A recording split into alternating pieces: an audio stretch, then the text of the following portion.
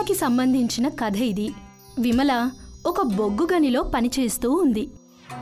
ఈ బొగ్గు గనిలో రేయింబవళ్ళు పనిచేసినా విమలకి ఏమాత్రం లాభం రావడం లేదు. దీనికి కారణం విమల భర్త. అతని పేరు కిషన్ లాల్. అతను బొగ్గుగని యజమాని దామోదరం దగ్గర డబ్బు అప్పుగా తీసుకున్నాడు. ఆ కారణంగా విమల రేయింబవళ్ళు కష్టపడి ఎలాగైనా ఆ అప్పుని తీర్చాలని ప్రయత్నిస్తూ ఉంది. తీసుకోండి మీ జీతాన్ని, 15 రోజులది మాత్రమే లెక్కేసి ఇస్తున్నాను. మీ భర్త తీసుకున్న పాత అప్పు కోసం మిగతాది నేను ఉంచుకుంటా. మీరు చాలా పెద్ద తప్పు చేస్తున్నారు యజమాని. నా భర్త కనిపించకుండా పోయి 20 ఏళ్లవుతోంది. కానీ ఇంకా మీరు నా దగ్గర అప్పు డబ్బును తీసుకుంటూ ఉన్నారు. ఆయన ఎంత డబ్బుని అప్పు తీసుకున్నారు? ఇన్ని ఏళ్లు గడిచిన తర్వాత కూడా మీరు నా దగ్గర డబ్బు తీసుకుంటున్నారు. నిజం చెప్పాలంటే నువ్వు నాకి పాదపూజ చెయ్యాలి. ఎందుకంటే నేను నిన్ను 20 ఏళ్లుగా పనిలో పెట్టుకున్నాను. అలా చెయ్యకపోయి ఉంటే తినడానికి తిండి కూడా ఉండేది కాదు. ఆకలితో చచ్చి ఉండేదానివి. యజమాని గారు ప్రతీ నెల విమల దగ్గర అప్పు డబ్బని లాక్కుంటారు. ఈ కారణంగా విమల ఆర్థిక పరిస్థితి మంచిగా లేదు. అక్క, మీరు వచ్చింది మంచిదయ్యింది. రండి, పాత లెక్కని తీర్చేయండి. తర్వాత కొత్తగా కూరగాయలు కొనుక్కోండి. నా దగ్గర కొంచెం కూడా డబ్బు లేదన్నయ్యా. నేను మీ డబ్బుని వచ్చే నెల తీరుస్తాను. అలా అయితే నేను మీకు ఏ కూరగాయలు ఇవ్వను. నా దగ్గర డబ్బు పండించే చెట్టేం లేదు. ఏంటి జోక్ చేస్తున్నారా? మీ మాటలతో నన్ను మాయ చేసి మంచి కూరగాయలు తీసుకెళ్ళిపోతున్నారు. అన్నయ్య, మీ ఇష్టానికి మీరు వాక్కండి. కావాలంటే మీరు జీతం ఇవ్వకండి. కానీ మీరు నాతో ఈ విధంగా నీచంగా మాట్లాడడం ఆపండి. విమల మార్కెట్ నుండి ఇంటికొచ్చేసింది. తన కొడుకు సుమిత్కి జరిగిన విషయాలన్నీ చెబుతుంది. రేపటి నుండి నువ్వు కూడా నాతో పాటు పనికిరా నాన్నా. నా ఒక్కదాని జీతం మన జీవనానికి సరిపోదు. పగటిపూట పనిచేసి రాత్రిపూట చదువుకో. ఈ విధంగా చేస్తే మన జీవనం బాగుపడుతుంది. నేను ఇంతకు ముందే మీకు చెప్పాను కదమ్మా, నన్ను పనికి పంపించండి అని. కానీ మీరు నా మాట విననేలేదు. రేపటి నుంచి నేను కూడా గనికి మీతో పాటు పనికొస్తాను. ఆ తరువాత సుమిత్కి బొగ్గు గనిలో చేసే పనంతా తెలిసిన పనే. తన నాన్న ఇంతకుముందు బొగ్గు గనిలో పనిచేసినప్పుడు రోజంతా జరిగిన విషయాన్ని ఇంటికొచ్చి సుమిత్కి చెప్పేవాడు. సుమిత్, ఈరోజే నీకు మొదటి రోజు. జాగ్రత్తగా పనిచేయి. ఏ కారణం లేకుండా ఎవ్వరితో మాట్లాడకు. నా గురించి దిగులు చెందకమ్మా. మీరే చూడండి, నేను చేసే పని చూసి అందరూ మెచ్చుకుంటారు. సుమిత్ ఆ బొగ్గు గనిలో పూర్తి మనసుతో పని ప్రారంభించాడు. కానీ కొద్దిసేపట్లోనే వాళ్ల నాన్న కిషన్ లాల్ చిన్నప్పుడు చెప్పిన కథలన్నీ గుర్తుకొచ్చాయి. నాన్నా, మీరు నా కోసం ఈ రైల్ని తెచ్చారు. నాకు చాలా ఆనందంగా ఉంది. ఇలాంటి పెద్ద వెదురుల ట్రైన్స్ ఉన్నాయి. అవి నేనే చేశాను. ఆ దేవుడి దయ వల్ల మన కోరికలన్నీ త్వరలో పూర్తవుతాయి. బాస్కీ ట్రైన్ అదేమిటి నాన్నా? మేము గనిలో ఎవరికీ తెలియని ఒక దారిని చేశాం. అక్కడికి మేం మాత్రమే వెళ్ళగలం. నేను పెద్దవాణ్ణి అయ్యాక ఖచ్చితంగా మీ దగ్గరకు వస్తాను. సుమిత్ ఇవన్నీ ఆలోచిస్తున్నాడు. ఏ కొత్త అబ్బాయి, నువ్వు కిషన్ లాల్ కొడుకేగా. త్వరగా పని చేయి. గని పనిలో అంత తేలిక కాదు. త్వరగా పని చేయాలి. అలాగేనయ్యా, నాకు ఇచ్చిన పనిని త్వరలో పూర్తి చేస్తాను. సుమిత్ మళ్ళీ బొగ్గు గనిలో పని ప్రారంభిస్తాడు. అప్పుడే వాళ్ల దగ్గరికి 2 ముసుగు వేసుకున్న మనుషులొచ్చి సుమిత్ని అక్కడి నుండి తీసుకువెళ్తారు. నన్ను వదిలేయండి. ఎవరు మీరు? ఇక్కడ ఏం జరుగుతోంది? ముసుగు వేసుకున్న వాళ్ళిద్దరూ సుమిత్ని తీసుకుని రైలు పట్టాలు ఉన్న దారిలోనే ముందుకు వెళ్ళి కిషన్ లాల్ ఉన్న చోటికి చేరుకుంటారు. రా నాన్న, మేమంతా మీకోసమే ఎదురుచూస్తున్నాం. మీ అమ్మ విమల ఎలా ఉంది? అవును, మీరెవరు? నా గురించి మా అమ్మ గురించి మీకెలా తెలుసు? మర్చిపోయావా? నేను కిషన్ లాల్ని, నీ నాన్న.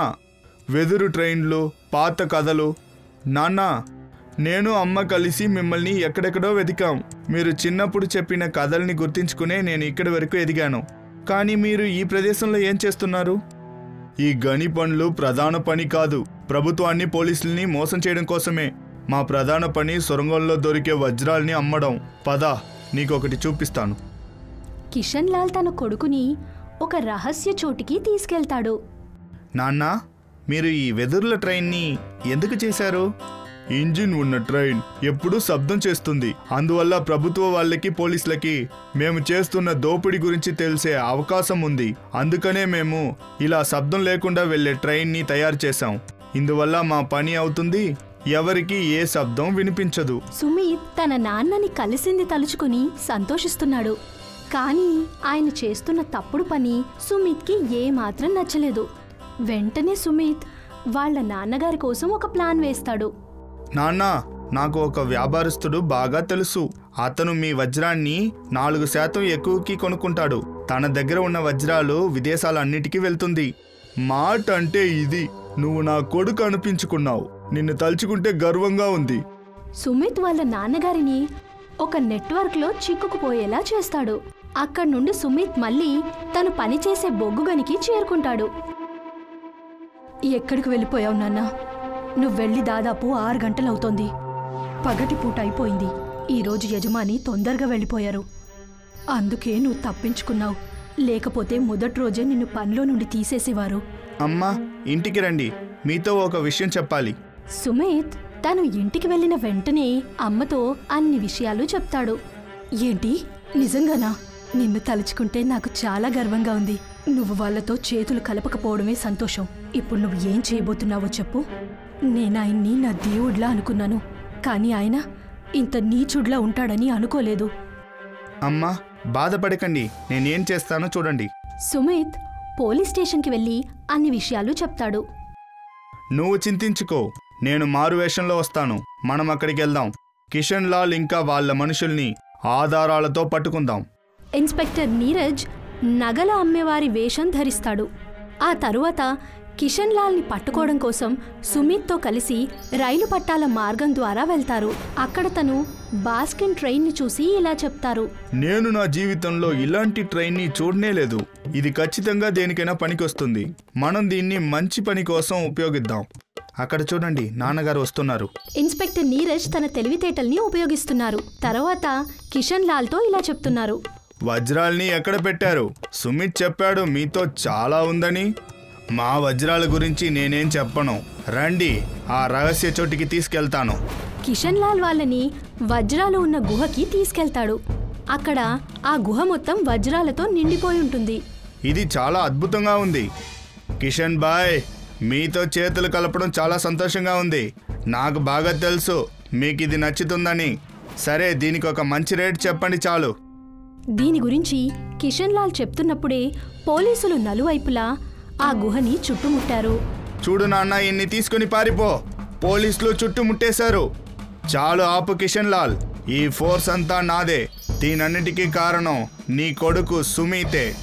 ఏంటి నాన్న సుమిత్, నువ్వు ఇలా ఎందుకు చేసావో చెప్పు. ఈ పని చేయడానికి మీరు సిగ్గుపడాలి నాన్న. మీ వల్ల నేను, మా అమ్మ చాలా కష్టపడ్డాం. మా జీవితం అంతా కూలి పనులకే అర్పించాం.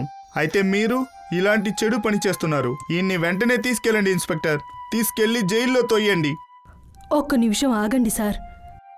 విమల గొంతు విన్న కిషన్ లాల్ చాలా నిరాశ చెందుతాడు. ఆ తర్వాత తను బాధతో విమల మాటల్ని వింటాడు.